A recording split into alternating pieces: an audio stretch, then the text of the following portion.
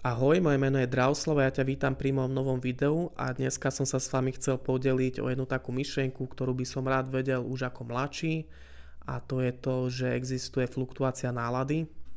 Ja keď som bol mladší, tak som si myslel, že v živote to funguje tak, že raz sme hore a raz sme dole, že raz máme nejaké depresívnejšie obdobie a že to je niečo, čo je kontinuálne, že máme trebárs 3 mesiace depresívnu náladu a potom, že máme trebárs 3 mesiace nejakú dobrú náladu.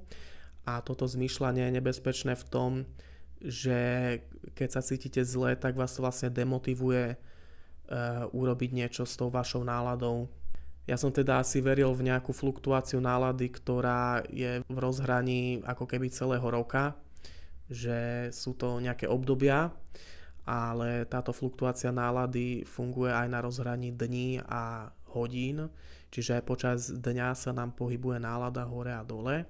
A keď zistíme túto vec, tak si potom môžeme začať aj všímať, že čo sú tie veci, ktoré nám spôsobujú to, že sme hore na tej krivke nálady počas dňa a čo nám spôsobuje, že ideme dole.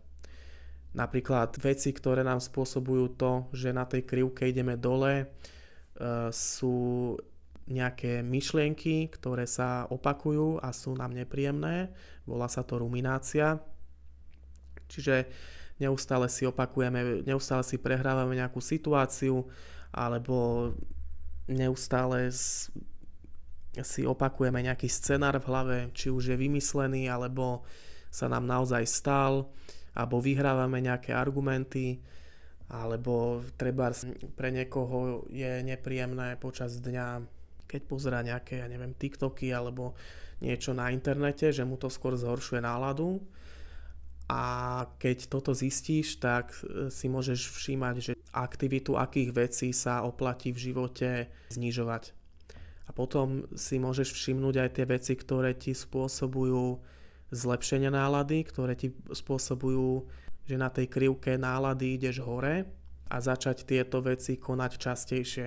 Doktor Kay v jednom videu hovoril o tom, že meditácia, napríklad najznámejšia meditácia mindfulness, kedy sa sústredíme trebárs na tečúcu vodu alebo na nejakú myšlienku alebo na vlastný dých, takže tá nám dokáže na tej krivke tú dobrú náladu predĺžiť, pretože ako som už v minulom videu spomínal, tak veci, ktoré nám spôsobujú radosť, sú tie veci, kedy máme menej myšlienok.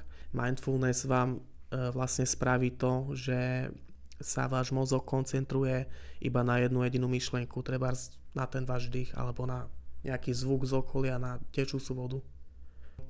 Keď som prijal ten fakt, že fluktuácia nálady existuje a že sa s tou náladou dá niečo robiť, tak som ako keby zrazu nadobudol nejakú kontrolu nad svojou náladou a nad svojim životom. Mal som veľmi dobrý pocit z toho, že super, že konečne môžem niečo s tou náladou robiť. Že sa dá niečo spraviť preto, a začal som si aj všímať, že naozaj aj počas tých horších období v živote, tak sú veci, ktoré vám spôsobia radosť. U mňa je to napríklad možno aj káva, tak sa snažím ten moment pri pití kávy si vychutnávať ešte viac. Tú kávu naozaj pijem zmyselne, fakt sa koncentrujem na to, že pijem kávu a vychutnávam si ju, alebo mi spraví náladu to, že si idem láhnuť, tak tiež si idem láhnuť bez toho, aby som scrolloval na internete, ale proste ležím a naozaj si vychutnávam to, že ležím.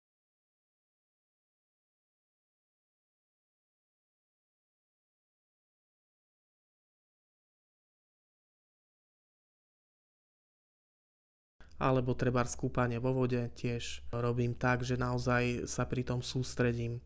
Čiže pri tých veciach, ktoré vám spôsobujú na tej krivke pohyb hore, že idete po tej krivke hore, tak robte zmyselne, naozaj sa koncentrujte na tú vec. Toto bolo iba také informačné videjko, chcel sa s vami podeliť o myšlienku, ktorá pre niektorých z vás môže byť úplne nová a môže vám spôsobiť to, čo už sa mi v minulosti stalo, že som proste zrazu sa cítil oveľa lepšie, že zrazu som mal pocit, že sa dá s tou náladou niečo robiť, že mám konečne kontrolu. Že tá nálada nie je len v rukách nejakého môjho osudu, ale že to je aj v mojich rukách. Každopádne veľmi ďakujem za to, že ste si pozreli toto video až do konca. Mám vás veľmi rád. Nezabudnite sa milovať a akceptovať taký, aký ste.